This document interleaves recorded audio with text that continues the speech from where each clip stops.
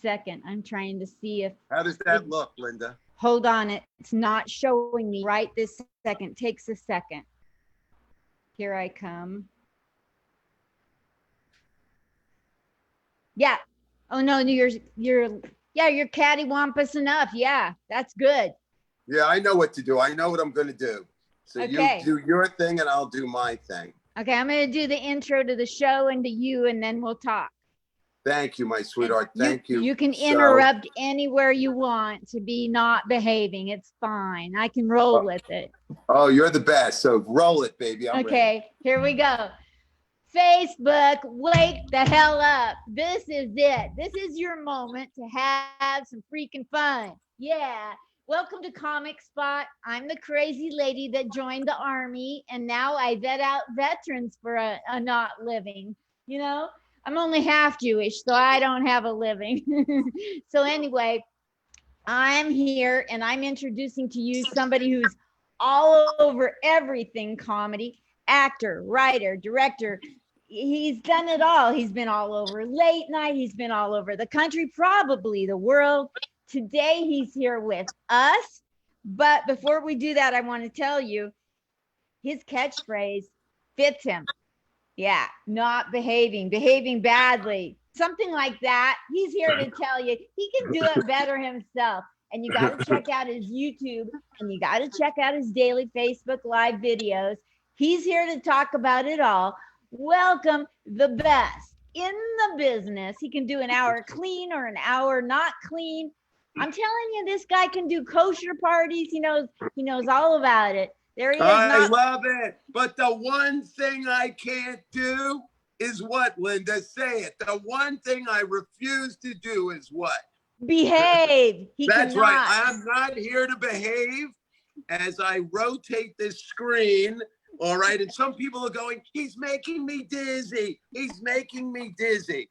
What I try and do is turn your life upside down. If you come see me in a comedy club when they return, or you watch me on a Zoom show, I am going to not be like other comedians. I'm going to turn your life upside down because I refuse to behave. And if there's anyone out there who tells me I have to do a show a certain way, I have to behave a certain way, then just get out of my life, all right? I'm sick of people telling me how to be me. I know how to be me. Most of you out there know how to be you.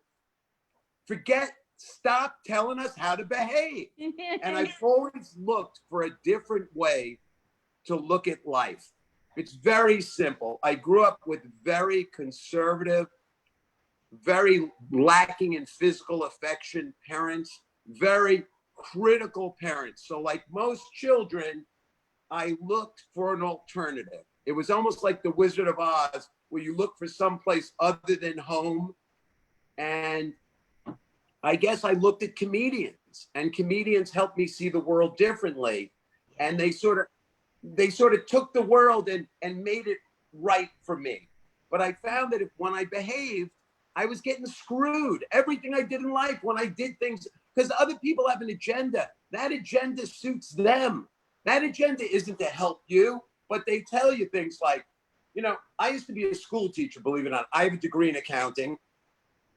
Now do you believe I do? Now do you believe I'm Jewish? I think you can actually get into Israel with a degree in accounting instead of a birth certificate or a passport. And I did it because I was behaving.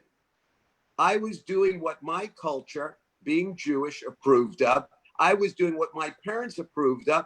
And I just said, can we curse? I don't know if we can curse it. Yes, please. Yes, please. Yes, please curse. Oh, please curse. Please misbehave. And I said, fuck this. I'm not going to do it. It's not me. I was good at it, but it wasn't me. So what saved my life was misbehaving. Yes. Was not behaving the way my parents wanted me to behave, was not behaving me the way society. Every time society says you should do something like this, every time somebody points a finger at you and says, I don't like the way you're behaving, maybe you should continue behaving that way. Absolutely. Because people have a hidden agenda that benefits them not you. And when I'm talking, I'm not just talking to you, Linda. I'm talking to everybody that's listening to this show. This is not a show to me. This is a reality to me. Yes. Yes. And that's how I became a comedian. I stopped behaving. I mean, it was Groucho Marx. Remember, Groucho Marx said, I never want to be a member of a club that would have me as a member. And society, Yes. society in the last 10 years, everybody wants to join a club. Everybody wants to be like everybody else. Everybody wants to wear the same fashion. Everybody wants to cut their hair the same way. And then all you hear them say is, I want to be unique. Oh, fuck you. The only way to be yourself is to not behave like other people. And the only way to truly enjoy life and to tap into your inner energy is to stop behaving like other people tell you to behave and behave naturally, what's natural for you. Jimi Hendrix was a left-handed guitar player. He didn't go and buy a left-handed guitar. They make left-handed guitars. He didn't behave.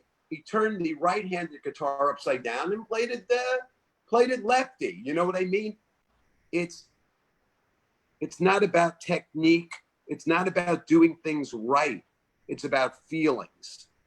It's about feelings. And the more I misbehave, it's like I'm like a little kid throwing a tantrum. I don't want to, Linda.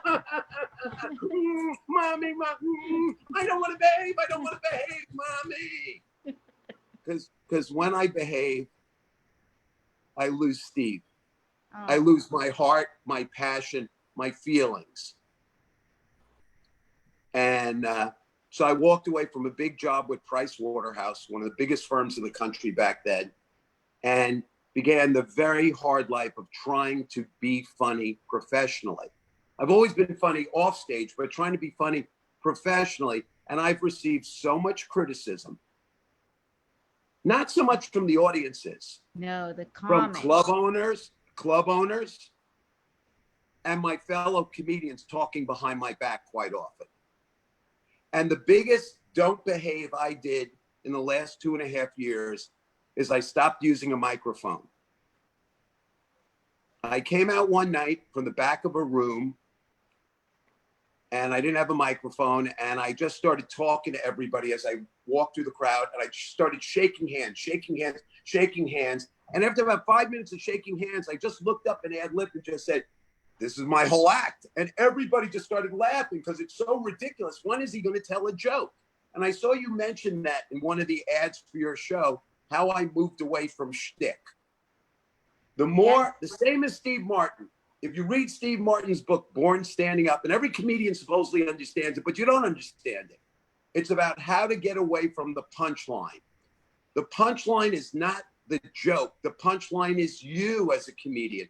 I'm the punchline. Steve Martin, I'm a wild. That was the punchline. The punchline is me. If you're hiding behind a joke, you're behaving. If you're and the only way to be yourself on stage or in life is to not behave. And that leads us to, how the hell did I start making these fakakta Facebook Live videos?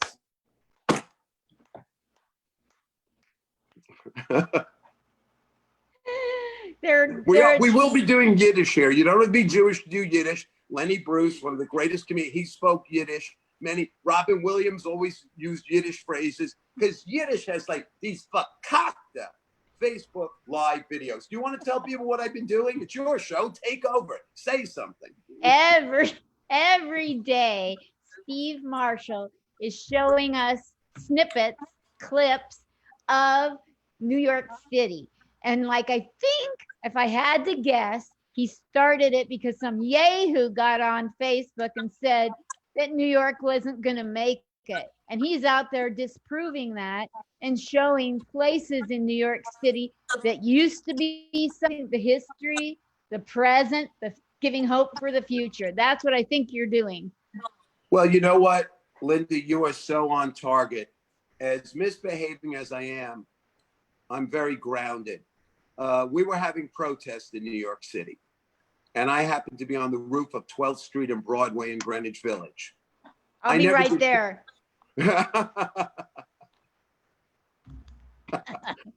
Well, that's such a beautiful thing to say, because we'll get to the hatred towards New York City. I'm very frank. In the morning, if you get me in the morning, I'm even more misbehaving than at night. I'm more sexually misbehaving and comedic, but I'm honestly misbehaving. I'm honestly frank. I'm not going to be polite. I'm going to be frank. And hold on a second. I just want to get the video back. Am I there? Yeah, You're here. And the protests were going on below me. And I said, well, why don't I go on Facebook Live and show everybody the protests and let people evaluate it for themselves? Let people, without any edit, nothing against the news, but instead of editorializing, I'll show people the protests and people can decide, are these rioters or are they protesters? And what they saw on night one were the protesters facing off against the police, and the police formed a line in front of the protesters. Now, the police did not strike them. The police did not have weapons in their hands. I'm a very pro-police guy. The police did not have weapons in their hands, but they started to advance slowly.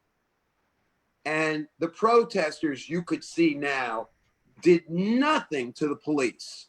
And suddenly they arrested 3 individuals, but there was no violence. And I guess I wanted people to see that.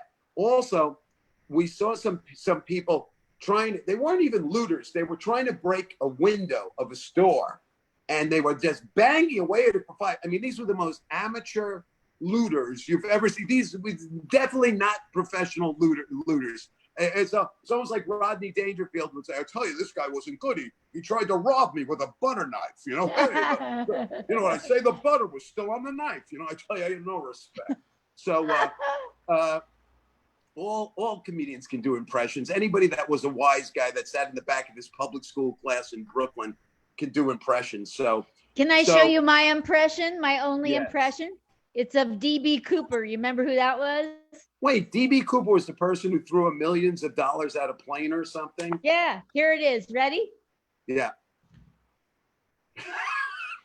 That's it. Hold on a second. Welcome to Don't Behave with Steve Marshall. I'm just going to explain that was Linda jumping out of a plane. A great comedian, Teddy Bergeron, who was also very maligned by comedians, very maligned. All they wanted to talk about was the negative side of him, but they didn't talk about how he was on The Tonight Show, how he was on David Letterman. And once I was with Teddy, and every comedy coach, these fakakta comedy coaches, you know, coaching is a talent. Not everybody can be a coach, you know, and he said to me, sometimes when somebody doesn't understand a joke, it's because you didn't explain it enough. So comedians, because I started coaching in 1994 because I was broke. And Don Jameson from that metal show, he's on a show with Jammin' Jim Florentine, and Don Jameson's on VH1, that metal show. He came to me in 1994 and he said, I'll give you $400 if you coach me. If you promise to show up, I'll give you $400. Because I was always giving people little tips and just mostly, you know, I'm like a motivational speaker, encouraging them. And on stage too. In the middle of your comedy, you're motivating people. Because if there's no humanity to me, there's no comedy. I reached a point where I stopped behaving. I threw away. What I did is I took the paradigm of comedy and I got rid of it. And I said, comedy without humanity is no good. And recently, I know I'm all over the place, folks, I'll slow down a little. But about 3 months ago, I started doing an underground live stream television show. And one of the shows I did was on pathos. Because I find so many of today's comedians don't have heart. And I showed Jackie Gleason on The Honeymooners. And as rough as he is with Alice, you know, oh, Alice, bang, zoom. But at the end of the show, he's so contrite. And you can see him, he's like, when he's ready to apologize, you just, you know, he hems and,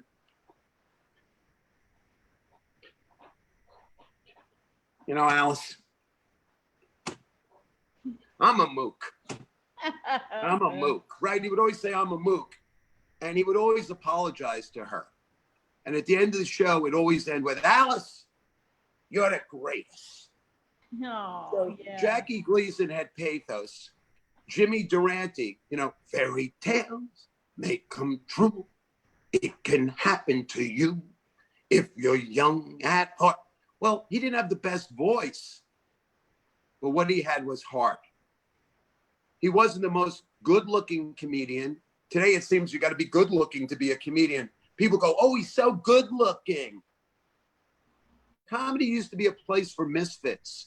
Comedy used to be a place for people that were bullied.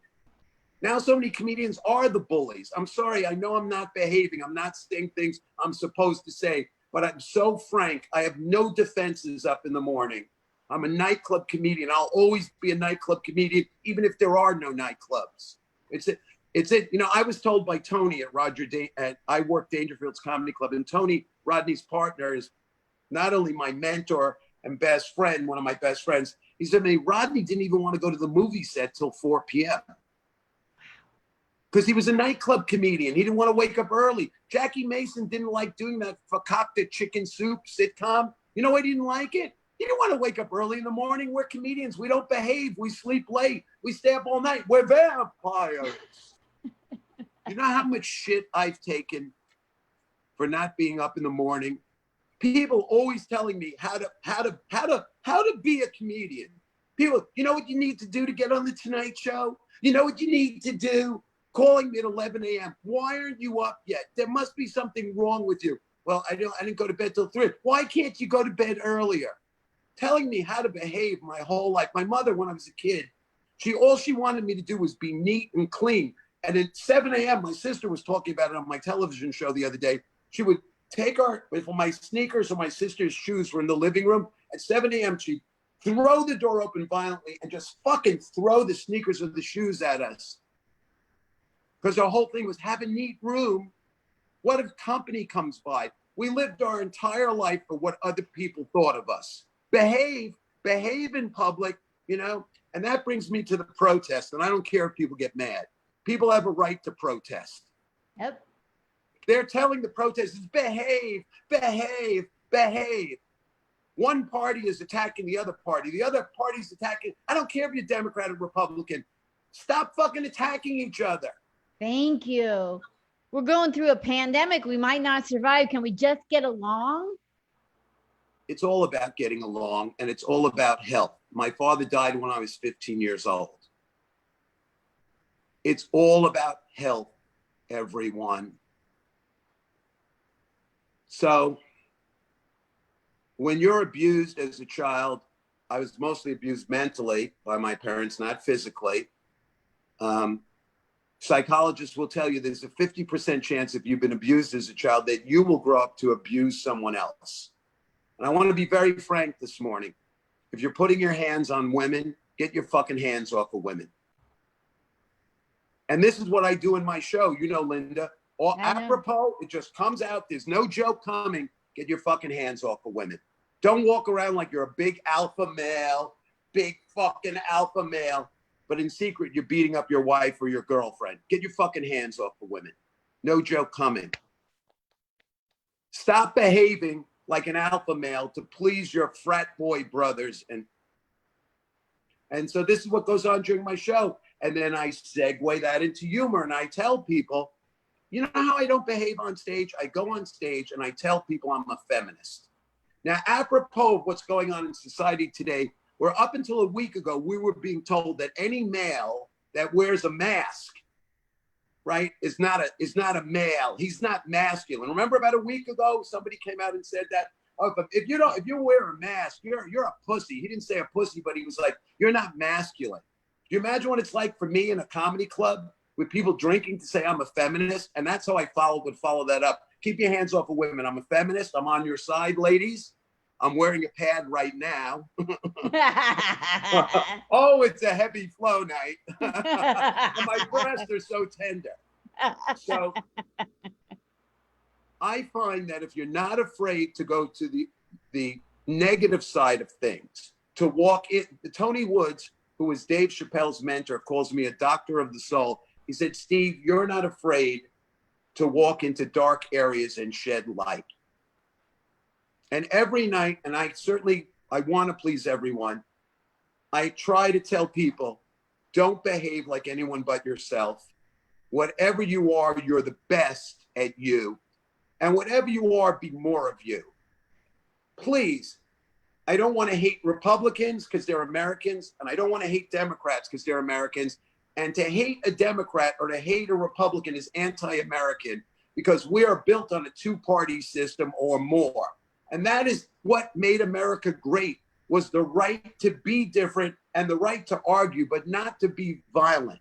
So when I am telling ethnic people, and I've said it for 10 years, I saw this hate coming 10 years ago. To all the ethnic people in the United States of America, no violence. The best way to get back at a bully is to kill them with kindness. So you know what? They don't like us being ethnic. We're going to be more ethnic. We're not going to be violent. We're going to be more ethnic. I'm going to go first. I am so proud of being Jewish.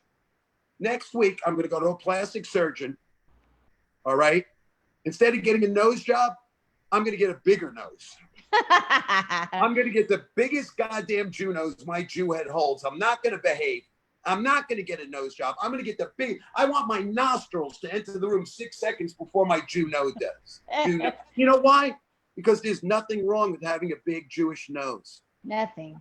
There's nothing wrong with being Italian. Be more Italian. Fuck them. Don't drop vowels at the end of your name. Add more vowels. A, E, I, O, U, and lasagna. When you go for a job interview and somebody asks your name, you're Italian, tell them, my name's Veal Parmesan. You have a problem with that, asswipe? Because if you're black, get a bigger penis. There, I said it. I'm not behaving. I don't want to say, get a bigger penis if you're black. If you're easily offended, come find me. Come find me on SteveMarshallComedy.com. Come find me on Facebook Live, Steve Marshall. Come find me on Twitter at Don't Behave. Come find me on my new TV show, Don't Behave with Steve Marshall Live. Come find me on YouTube, which Linda posted on Don't Behave. I'm not going to behave because ethnic jokes don't hurt people. I'm Jewish. I'm ethnic. People were not rounded up by Hitler and said, now 6 million a year, you're going to get it good. Oh, no. What's he going to do? Get out the joke books. Come on, Nazis. Read these Jews' joke books. Start offending these Jews with Jew jokes. Wake up, you fuckers. Nobody gets hurt by an ethnic joke. They get hurt by violence. Believe me. Believe me. Ethnic people are not worried about your jokes. We're worried about violence. And both of my grandparents are immigrants. And they didn't come to this country. Boy, I'm really misbehaving this morning. I hope the viewers, well, I'm going to say it. Both of my nipples are hard. Keep going. You know, it's funny you say that, Linda, because one of the things that I noticed is that whenever I misbehave, the shows where I was funny, but you know, not that I was walking the line because I would never do that, but the shows where I was less passionate, the shows where I was less angry. Some people get scared. You're so angry. Not really angry. I'm passionate. But the shows where I didn't have this punch were very nice shows.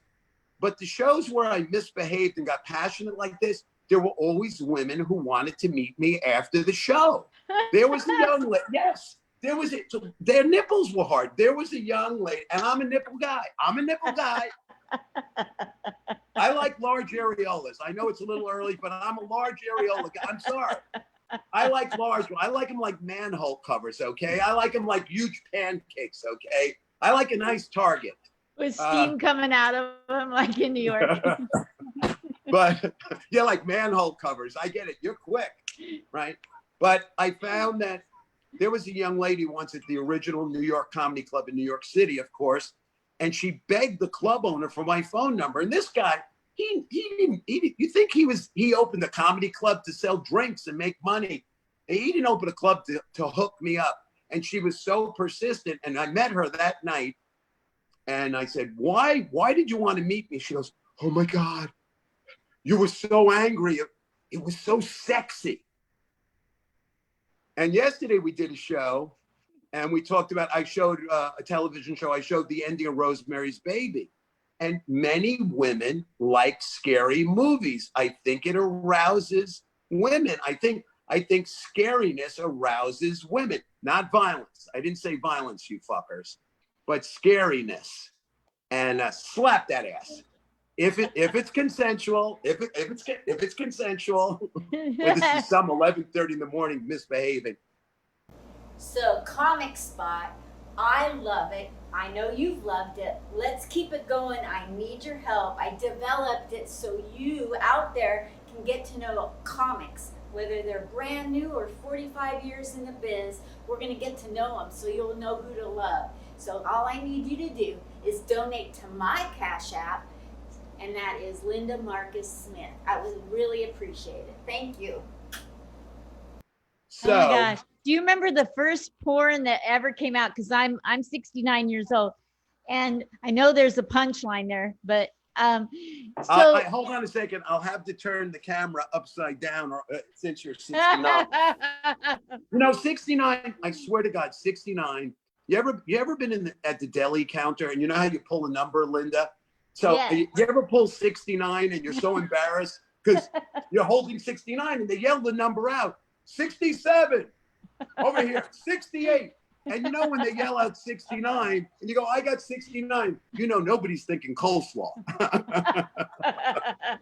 So are you a 69 girl? 69 is the equal rights of oral sex because you're getting it, I'm getting it. Plus it's like dancing because let's say I want you to go a little faster, okay? Then what I do is I speed up on you. Then it's like dancing. Then you speed up on me. But if you want me to go slower, then you slower on me. And then I go, and I slow it down on you.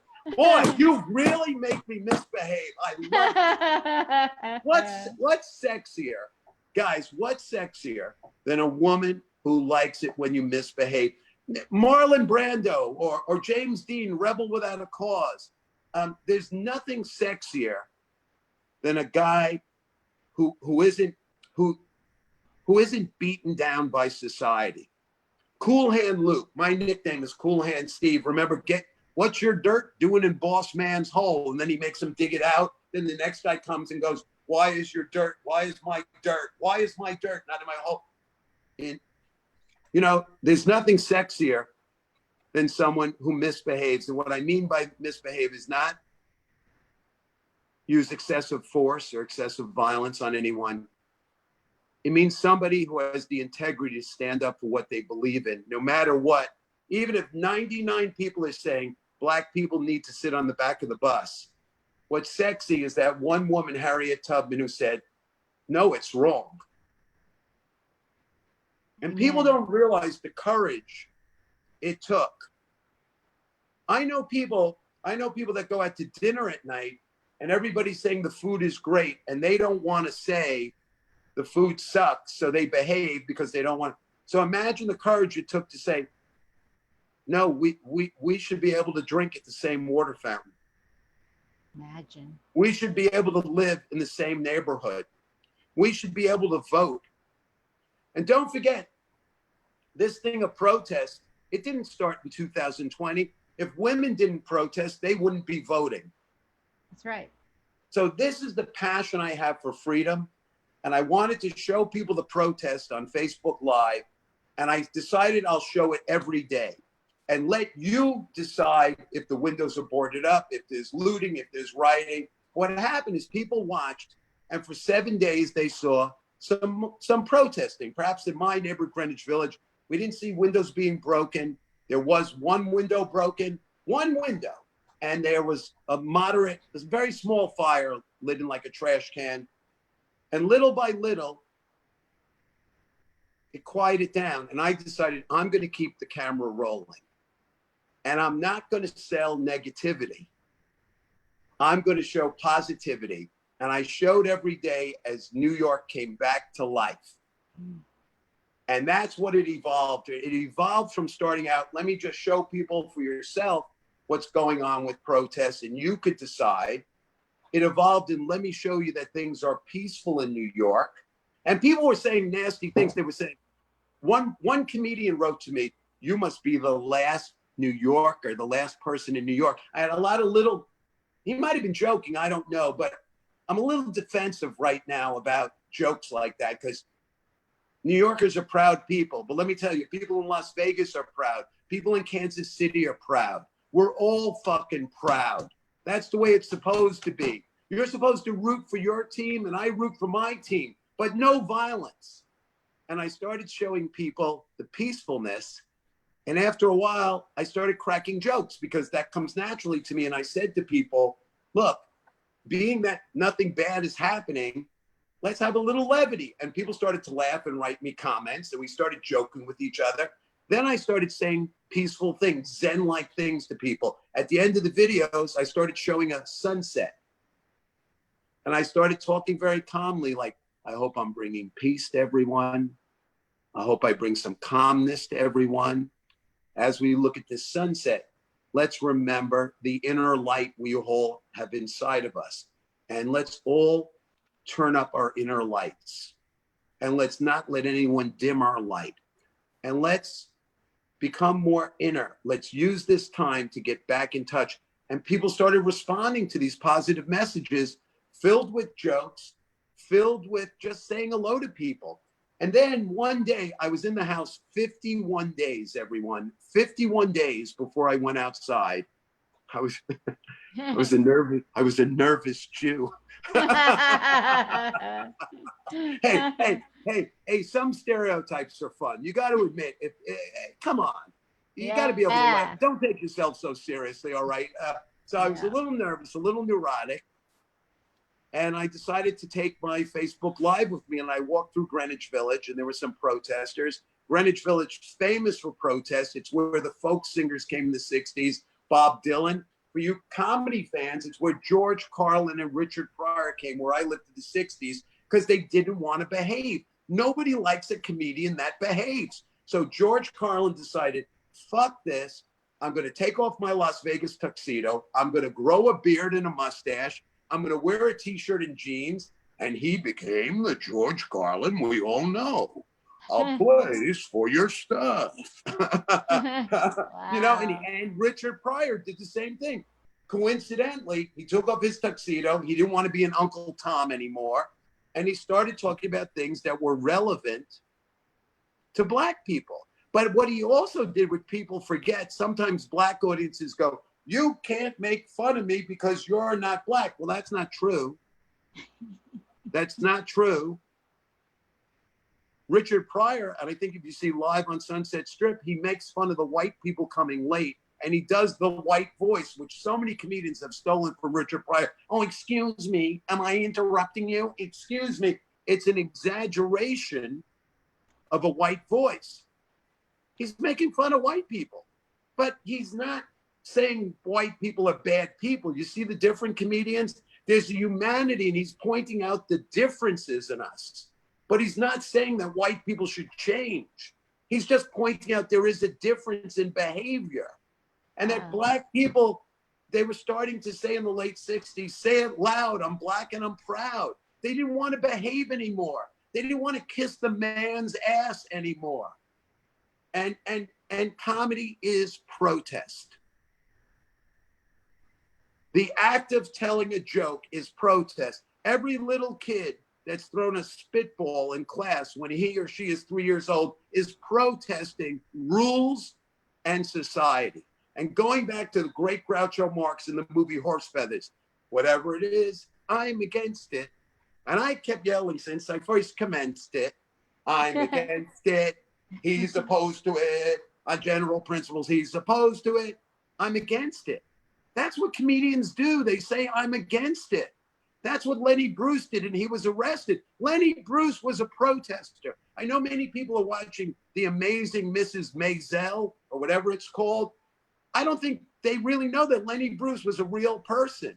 Lenny Bruce was arrested so that I could come on this fakakta show and talk about 69ing you, and you could say your nipples are hard, and somewhere there's somebody watching this going right now, no, I'm disgusted by this. This is vulgar. This is highly vulgar. You know how many people have missed the point of, I talked about a feminist. I've talked about women having a right to vote. I talked about Black people having equal rights to be able to use our water fountains, move into our neighborhoods.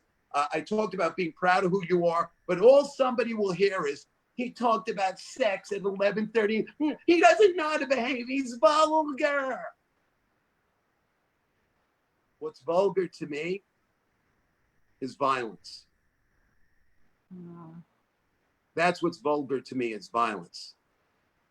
Crack your jokes, say your little nasty remarks at the country club or other places where Groucho. You know that Jewish people couldn't join in Hollywood. Jewish people could not join a country club, even though they were big stars, because they were Jewish. So Jewish people wake up also. That finger of hate is always circling out there. And today it might be on Black people in excessive force, or it might be on some woman who's taking a beating at home from a drunk husband, or it could be a drunk woman abusing her husband. That happens too. So we have to stick up for each other, because someday there's something about hate in human beings. I always say this: if we were all white, we'd still find a way to hate each other. We'd still find a way to hate. If we were all Catholic or we were all Jewish, we can't stop finding a way to hate. So I go on Facebook every day, Facebook Live, and talk about love and affection and being proud of who we are, and showing love to one another, and stop worrying about money and stop worrying about exterior things, and get more in touch with your heart and being more heartfelt. And then I started going on these walks, and I started going to different parts of the neighborhood, and I found that people enjoyed that people just enjoyed seeing New York City. And you want to know something? If you're in Las Vegas, I'd like to see it. Come on my Facebook Live. We have a gentleman who's been coming on now for a week or two. He saw me at the Broadway Comedy Club in New York City, and he's from Stockton, California. And we had a big discussion the other day. I said, well, what is Stockton, California known for? He said, asparagus. Did you know that, Linda? It's known for asparagus. And he told me that Stockton, California has an asparagus festival. Wow. So we talked about that for a while.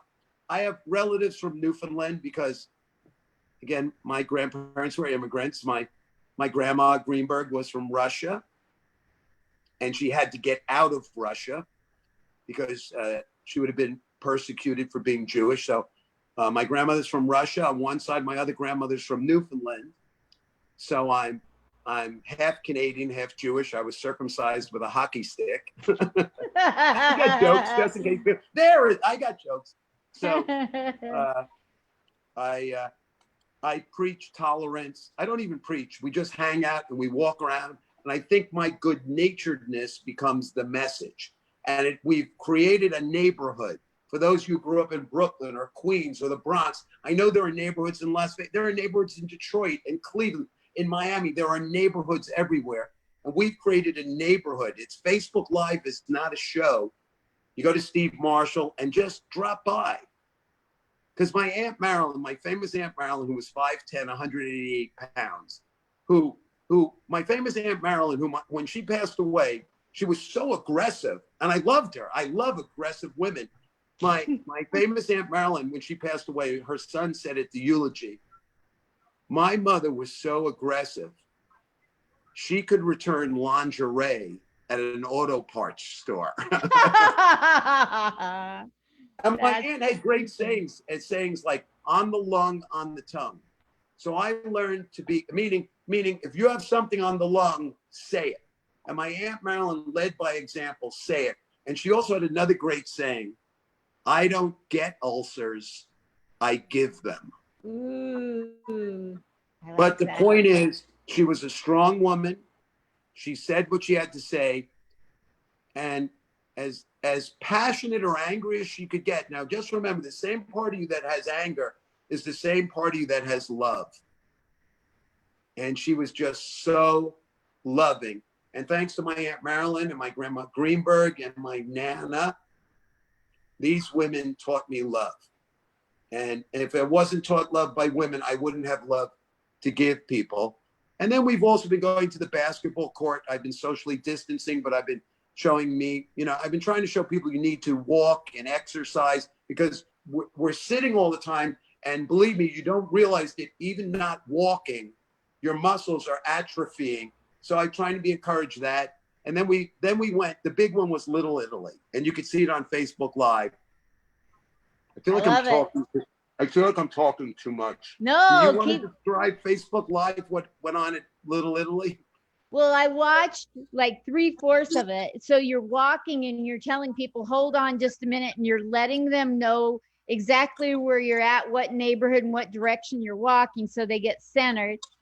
And then as you get there, there's more and more lights, people on the sidewalk, and then that's where I stopped. I didn't watch the Well, whole thing. everybody, yeah, I don't expect everybody. And that's another thing. If you just drop by for 1 minute, just drop by, wave to me, say hello, leave a comment. I want company. The whole reason I became a comedian, and it took me years to figure it out, is I just wanted friends. Sure, everybody wants to get famous. I want to get famous. Sure, you want some amount of money, but fame and money without friends, I was just a little kid who never fit in. I wasn't included. Me too. So I used like most of us, not comedians like most. So we start being funny to make friends. So Facebook Live has just become a neighborhood of friends. And I went to Little Italy. My parents went through the Holocaust, you know? I didn't know that, Linda. But the good news is they went through the Holocaust that did exist. What does that mean? People deny the Holocaust, but my parents went through the one that existed. So that's good news. I'm being crazy. No, you're not being crazy. And you see how I'm trying to understand you? Linda's making a joke because some people say the Holocaust. Can you believe people, no matter how many pictures, no matter how many facts, no matter how many survivors, it didn't exist. So that's how Linda is using humor to bring up a topic in a way that makes it more palatable. I went through the Holocaust that did exist. That's her sense of humor to tell people, those of you that say that the Holocaust never happened, you're wrong. And that's how a comedian uses humor, and you just did it. You know what? I'm going to quote you on that all the time. Okay. I'm going to say, my friend Linda says her parents went through the Holocaust that did exist. And that's an example. Look, Linda, everybody, I need friends. It's not friends. I need company. And this show provides me your good company. My Likewise. Facebook Live, the audience is a good company. Why do you think I'm doing this? I would probably off myself if I didn't have people to talk to who were funny.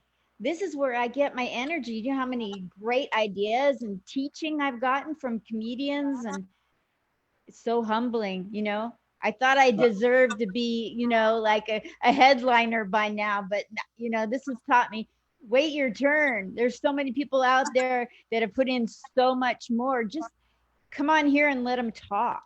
You know what it is? If you're given, some comedians go, oh, it's 5 minutes. I didn't get to do all my jokes. Make it the best 5 minutes. And earn your way up the ladder. I mean, a lot has changed in comedy now because of the pandemic, but earn your way up the ladder. I remember I emceed I was already headlining one-nighters, and I emceed for 9 years at the original New York Comedy Club. 9 years, and I never complained. I was happy to have the stage time. And what I did was I would take my headline set and I would open with my opening 10 minutes. Then I bring a comedian on. Then I do the next minute from my headline set, and I check it off as I went along. Of course, in those days, they didn't rush the MC as much. I think the shows are making a big mistake not understanding that the MC is the most important person on the show, because the MC sets the tone. And I see MCs today, well, obviously, I feel like we're talking in the past. They don't read your credits. They open with dirty jokes. Believe me, I'm a very graphic comedian, but you sort of have to know how to if you're bringing somebody up, I always said that if you're bringing somebody up like a Jerry Seinfeld, you know, he's a very clean act. If you're an MC, you don't want to be dirty before him. Also, Jerry does set up punchline. So you want to do some set up punchline, not just play with the audience. I emceed for many years, and it taught me to be spontaneous. Because when you're emceeing, a lot of times an act will get off the stage early, and they'll go, Marshall, they're off the stage, and you got to run on stage. So you're not sure what you're going to say. It teaches you to be spontaneous and deal with any situation. Sometimes an act is running late. So as an MC, you're told to go up there and they're just like, Steve, do as much time as you can and we'll let you know. Now I've already maybe MC done 25 minutes. I've done 40 minutes waiting for an act to come, but I never go to the audience. Hey, we're waiting for this guy or girl. Hey, they're coming late. Or when the comedian walks in, I don't embarrass them. Hey, about time you walked in. That's your job as an MC. That's your role as an MC, to create an atmosphere, a positive atmosphere. So I think I learned a lot of being positive from that. And just going back to Facebook Live, I want to continue that. The reason the Little Italy was so important, segueing into positivity, was that people have been telling me that New York was over, that New York was finished. And when I went to Little Italy, God bless those Italians. I showed 2 singers who were in the streets with microphones singing. I gave you a lot. One of the restaurant owners came out to talk to me. We had this crazy guy. Remember the guy Rocco on the show? The crazy Rocco guy?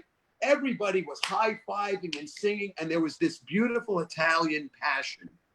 And I say to all Americans, that's what immigrants do. They first of all, they bring you food. All right. If Italians didn't come here, the food would suck because everybody loves Italian food. All right. All right. And this great passion, you know, I've said it before. In 5th grade, they asked you, what do you want to be when you grow up? You know, people are like, I want to play football. You know, we're like, you know, in 5th grade, girls like, I'm going to be an actress, you know. And then they said to me, Steve, what do you want to be when you grow up? And I swear, I said, I want to be Italian. That's what I said, because Italian guys were so cool. They had swagger and they were like, hey, you know, hey, you know. I love Italians wind up before they speak. Hey, you know, hey. and they didn't behave. Italians didn't behave. And we saw Al Pacino in Serpico, and he was a police officer who didn't behave. So you see, behaving doesn't mean violence. The don't behave in Serpico was he wouldn't take payoffs. He wouldn't take payola. That was the don't behave. And we saw what we call anti-heroes. Last night on the TV show, my TV show is called Don't Behave with Steve Marshall Live. And last night's show, Thursday nights, is called Steve Goes Illuminati Live. And it's really misbehaved. And last night I showed a clip from One Flew Over the Cuckoo's Nest. And it's a perfect example of someone who doesn't behave, Randall P. McMurphy. And it's a perfect example of an anti-hero. And like in other words, like a hero usually wears a white suit and a hero is good looking. But Randall P. McMurphy was a troublemaker. He got out in a cuckoo's nest.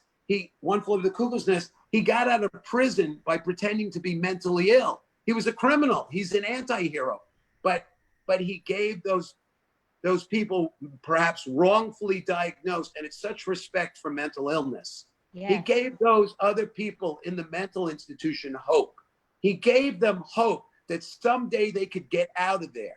And in the end of the movie, what happens to Randall P. McMurphy? He didn't behave. He protested.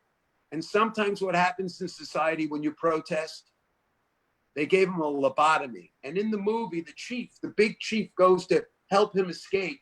And he leans over, and the chief, it reveals, he's got like the receding hairline like me. There's a huge, like 4-inch scar on his forehead. Because Randall P. McMurphy, played by James Nicholson, has been lobotomized.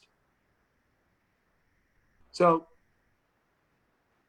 a lot of times I find society, politicians, people with money, bosses, husbands, the way I see it, they try and break your spirit.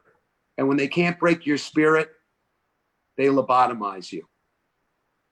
And that could be metaphorically, they lobotomize you and you turn into a Stepford wife. But in this movie, they lobotomized him, and the chief smothers him, and he's a Native American, and he his spirit free. And that was like the movie The Hurricane with Denzel Washington, and the movie The Hurricane about Reuben Hurricane Carter, that he said, you can lock up my body. Denzel Washington says is Reuben Hurricane Carter, you can lock up my body, but you can't lock up my mind and my heart and my soul. So the chief doesn't kill him. He releases, he's a native, he releases his spirit. And then, of course, the orderlies are going to come take away the body. And the other people in the mental institution are going to think he escaped. And the chief wanted the other people in the mental institution in One Flew Over the Cuckoo's Nest to know that escape from this mental institution was possible. He was their hero. The same as Cool Hand Luke kept trying to escape. The same thing as they tell you, I believe, prisoners of war are told it is your duty to try and escape. And comedy was my escape. My mother and my father were abusing me mentally. Society was abusing me mentally. And my soul was freed by telling jokes and being funny. And that's the don't behave. Anytime I told any jokes around my dad, if I got a laugh, he'd call me a bitch. And I didn't have the nerve to do comedy while he was alive. And the first time I got up on stage, I was standing in line and somebody said that they were a psychic. I said, oh yeah, so what do you see around me, right? Kind of flipped. And he said, your father's here and he's proud of you. Oh my gosh. So I felt my dad's presence the first time. I feel like my father is proud of me on the other side. You know, they say when you get there, you become perfect. So I think that he's not calling me a bitch anymore. Your dad, and perhaps my mom and dad, they didn't know how to cope with things. We discussed yesterday, last night's show was titled The Upside of Depression. And I want to hear that's that. because that's the don't behave. It's the anti-hero, the don't behave. Everybody looks at depression as negative. And one of the sites said that very often people that get excessively, we all get depressed. First of all, I think that helps everyone to realize we all get depressed. First, when we know that, then it doesn't exacerbate. But it said that in some people, they don't have the coping mechanism. They can't cope with depression. Maybe nobody's taught them.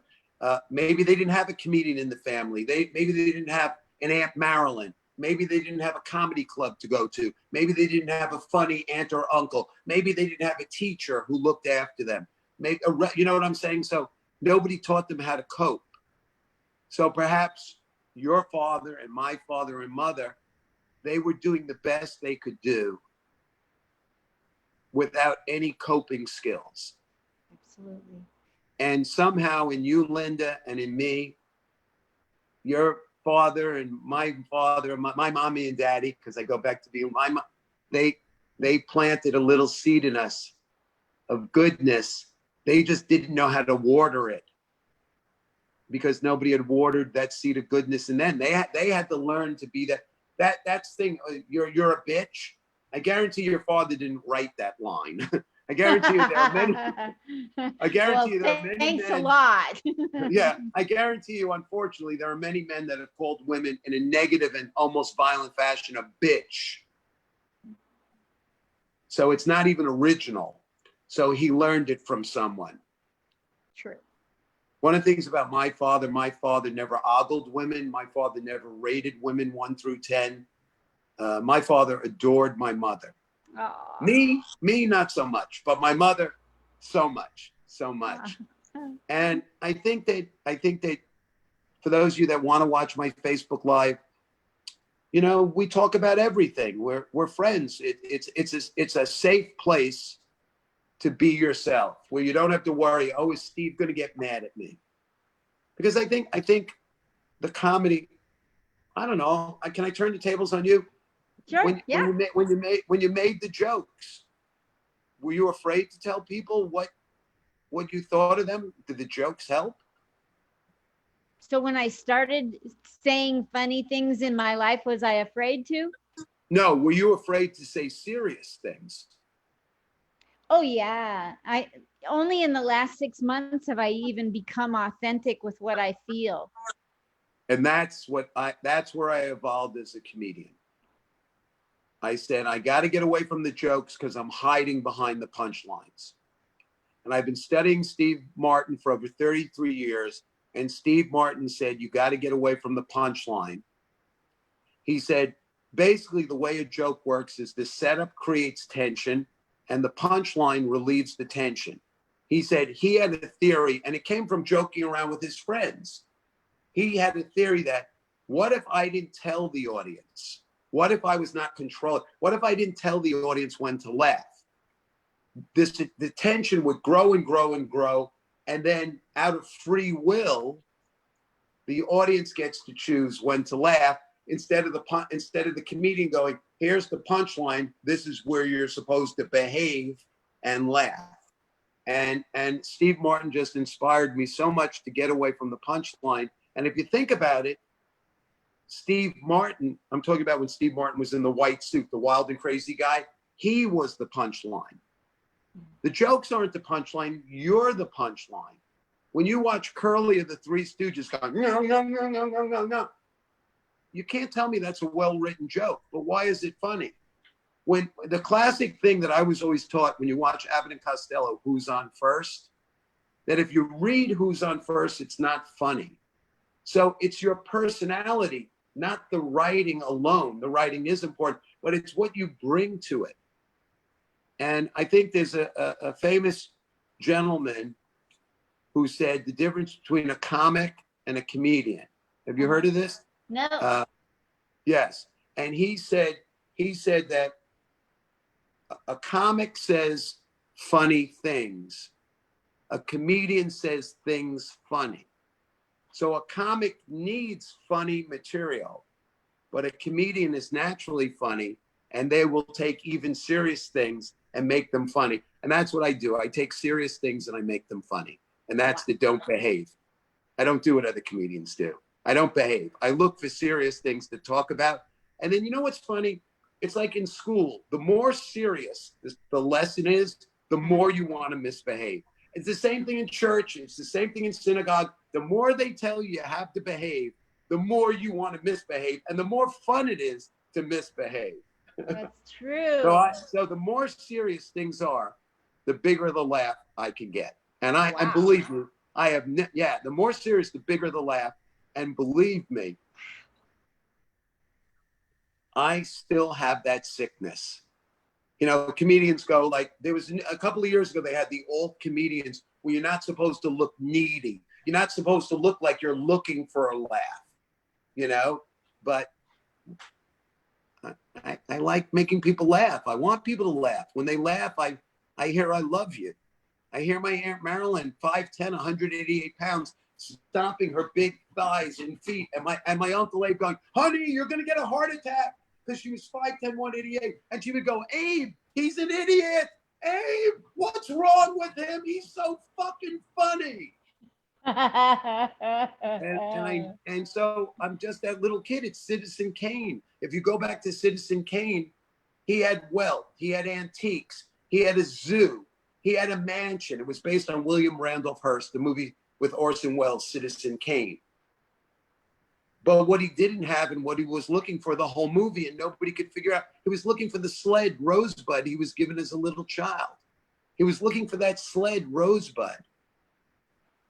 Rodney Dangerfield said it. I showed it on my show. I did a thing on Rodney Dangerfield. And they asked him, they said, Rodney, you had a bad childhood, but now you're a star. People love you. You get respect. Does it ever go away? And Rodney got very somber and he went, no, man. It never goes away. He goes, you are what you are. You are what you are. So the don't behave is stop trying to make a happy ending and just enjoy the deck of cards. Just enjoy the cards you were dealt. And you can win with any deck of cards. Whoa. You can win with any hand that life deals you, you can win. I see this because I'm an athlete, and I see people pick when we play basketball, the tallest guys, the best athletes. And people sometimes when we start, they go, they're already lost. They've already quit. They go, oh, this is the motivational speaker in me. I'm a coach. They go, oh, we can't win. Oh, why should I? I go, what the fuck is wrong with you? It's called teamwork. Remember the 1980, the USA, when the hockey team that won, okay, a Miracle on Ice or whatever it was called, the Miracle team. He said, don't give me the most talented players. Give me the players. I want the players that play together as a team. And that goes for the United States of America right now. If we play together as a team, we will always win. And if we play with other countries, it's called, you know, when you say to children, they play, as a child, you're supposed to learn to play well with others. And if we learn to play well with other countries, then this planet will win. Yes. And again, I hope this isn't too much for people in the morning. No. But I really think, be yourselves. Take a risk. The greatest risk in life is to be yourself. And I want to point out that there's another saying, ordinary people do extraordinary things. You don't have to be a superstar to do extraordinary things. Harriet Tubman wasn't a weightlifter. I don't believe she was an Academy Award-winning actress. I have a feeling she wasn't wearing clothes out of Vogue magazine. She was an ordinary person who did an extraordinary thing. And if you're a parent and you're listening to this and you're teaching your children, we were taught honesty is the best policy. And if you're teaching good things and good morals to your children, that is so important. You don't have to reach the world. If you can just reach your child, then it's like little raindrops. The more the raindrops hit the floor, eventually enough raindrops become a puddle, puddles become a pond, ponds become an ocean. So if you could just reach one child, my Aunt Marilyn reached me. And when I come on these shows, people say, you're such a motivational speaker. It's really a don't behave. You think I'm motivating you? Yeah. You, Linda, by listening to me, are motivating me. Oh. And all the people that come on Facebook Live every day, you're motivating me. It looks like I'm motivating you, but I was a school teacher and they would say, again, if you can just reach one child. And every time I go in front of a camera or when I return to the stage, remember this. That's the don't behave. The one person that's being reached is really me. You can all go home knowing after you listen to this today that you all touched my heart. Oh. And God bless America. And God bless freedom of speech.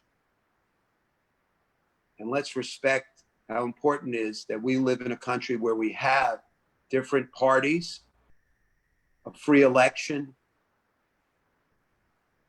or people that fight for a free election, and a country where we have so many people that are different to remind us that it's really about being different. I hope I wasn't too preachy today. Oh, no, you were great. Are you kidding me? You're the best.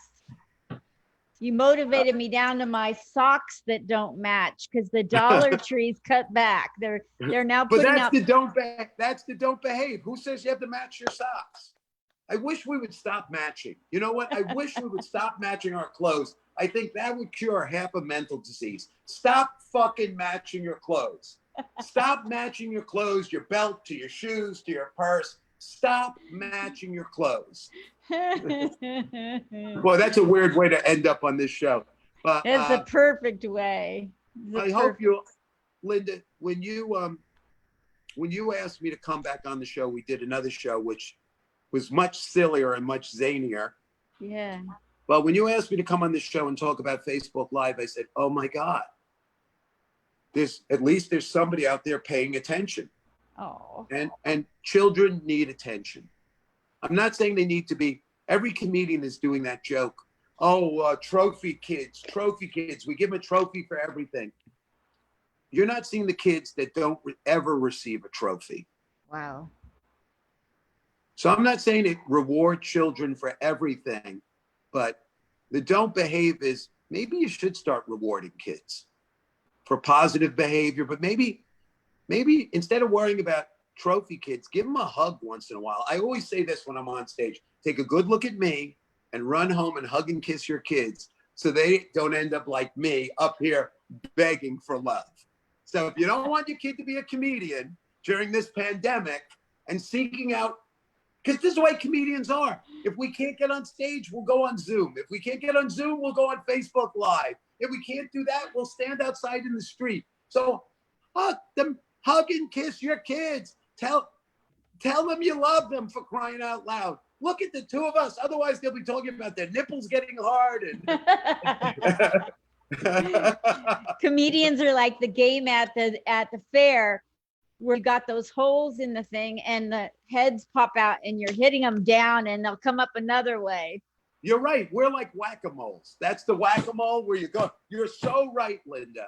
You're so right. And you know what, Linda? When you do return to the stage, don't be afraid to not go for the joke and put that in. Okay. Because you have to take a risk that if you're funny, to trust that you're funny. And to take topics like Lenny Bruce did, like Richard Pryor did, like Dave Chappelle is doing now. Dave Chappelle did a show, 846, and it's all about excessive violence and excessive force. There are no punchlines. And I read the comments, and you know what the comments said time after time? I don't care if Dave is being funny. I enjoy being with Dave. Wow. Don't? Yeah. Let them enjoy you. When I was a young comedian, I guess I was rushing from joke to joke, and the MC said, and this was at a club where we didn't get paid. Believe it or not, young comedians, we didn't get paid for years. And he came up to me and he said, you know what? Why are you rushing after the punchline? He goes, this is when I was doing jokes. He said, you're not letting them like you. Wow. Don't rush to the next. Let them like you. Their laughter is their way of saying, I like you. And it fucking hit me like a ton of bricks. David Brenner told my friend Ted Bloomberg when he was working at Catch a Rising Star, he said, enjoy the silence. See, that's the don't behave. Everybody's looking for the laugh. Look the opposite of what everybody's doing. David Brenner said, look for the silence. Because in silence means the audience is listening to you. Is the audience really listening to you?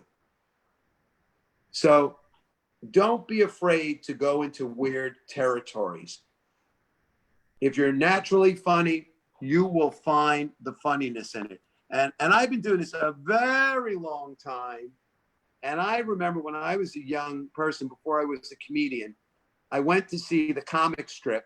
And in those days, the monologists and the cleaner comedians would go on first, second, or third. And there were only about 6 comedy clubs in the whole country. And those comedians would go on early because you really had to listen to their material. They weren't doing physical antics as much, so you really had to listen carefully.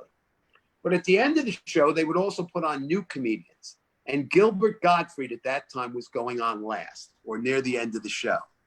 And I'll never forget it because he was so weird and so abstract and so Picasso and so different. But the comedy clubs, they gave him a shot. I just ask all these Zoom shows that are going on now to give young comedians a shot. And that doesn't mean young by age. I don't care if they're 85, and there are many older comedians now doing comedy for the first time.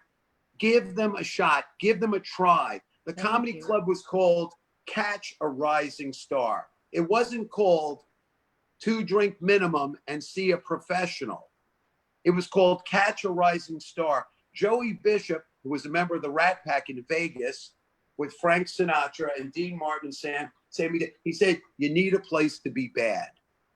He didn't mean a place to attack the audience or to insult the audience. Unless you're Don Rickles, I would stay away from that.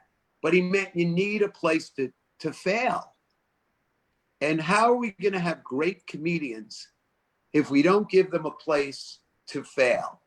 And that's the don't behave. Don't just put on the comedians that are getting the laughs. Put on the comedians that aren't getting the laughs. Now, I know this is a fact. I know Margaret Smith a long time, and I think she ended up writing for Roseanne, and she was on the Letterman show. And I remember this one comedy club we were doing. In those days, it wasn't even a comedy club. It was at a restaurant with a comedy night. And when Margaret Smith walked in, you could look her up. The booker of the show turned to me and goes, "Oh, Margaret's here." Like, that was horrible. I hope she doesn't want to go on. And Margaret was a very odd bird. And I love odd birds. And she was so funny, but the audience might not have gotten it at first. And thank God clubs gave her stage time and gave her and the audience. Sometimes the audience needs to catch up to you, and that's the don't behave. So don't just put on the people that are getting the easy laugh. Don't just put on the people. There's nothing wrong with getting an easy laugh. If it works, believe me, I'll slip on a fucking banana peel. But also put on the Andy Kaufmans, put on the Margaret Smiths, put on the Dave Chappelles. You know what I mean? Mix it up. Mix it up. It really, you said it really, because in the movie Annie Hall, Woody Allen, I got to do it. Woody Allen goes, I can't go on next because you don't understand. Like, I'm a comedian. He's a comedian. The comedian can't follow another comedian. It doesn't work that way. So it's really not the right way to do it, is have one comedian follow another. Now, here's the don't behave.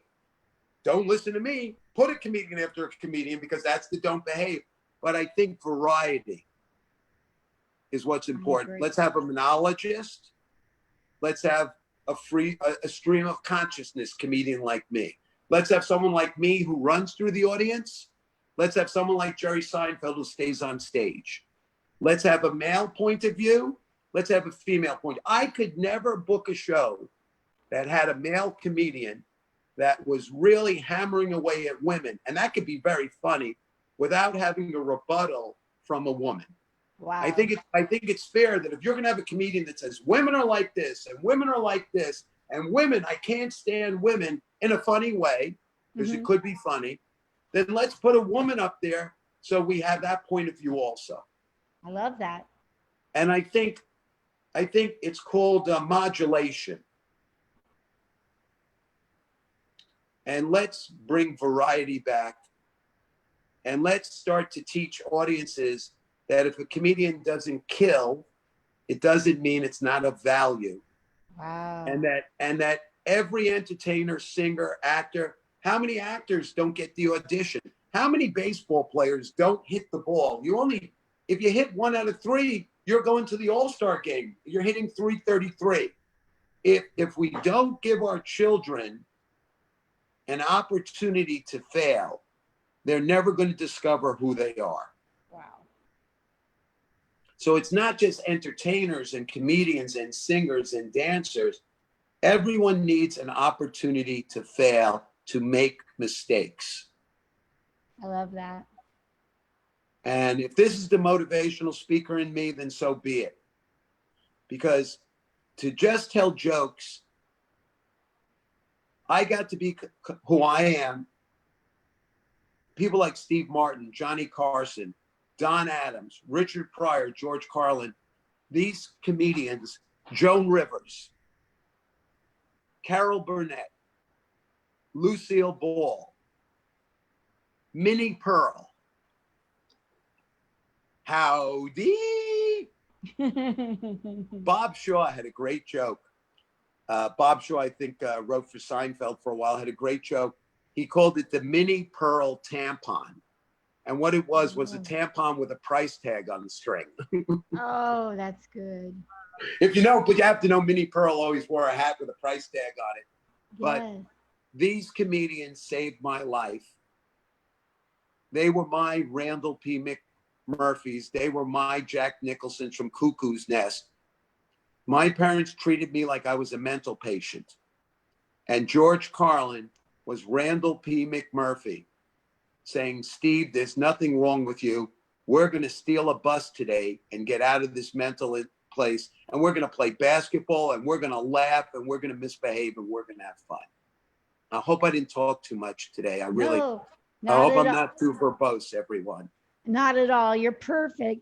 I need to get going, not because of you, but because I have to prepare for my 10 o'clock interview, which is 1 o'clock in New York. I get it. Yeah. I love you. I got up early for you. I love you. Linda, this is not a show. I love you, Linda. You have been so kind to me. You are so amazing. I am around you who I am because of you. I'm just reflecting how you make me feel. And you did the same for me. It's a two-way street.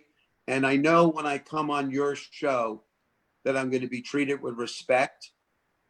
And that's the Brooklyn way. I'm from Brooklyn, New York. How you treat me is how I treat you. You show me respect, I show you respect. Absolutely. But there's another phrase in Brooklyn, get them before they get you. So believe me, if you don't respect me, we have another saying in Brooklyn, right? How can you be nice when you grow up in Brooklyn when the first phrase you hear every morning in Brooklyn is, what the fuck are you looking at? And that, Linda, was my mother at breakfast. Mommy, the cornflakes. I had a great time. I had a great time. Thank you so much. I love you. Please, I'm going public on your show. Please click on the YouTube, and I want you to watch the TV show. And and here's the Don't Behave. It's Don't Behave with Steve Marshall Live. It is the story of a ballerina. It's ballet and comedy. It's a ballerina, Roberta Lubell, and her manager. Guess who? This is a Don't Behave. Guess who was her manager, Linda?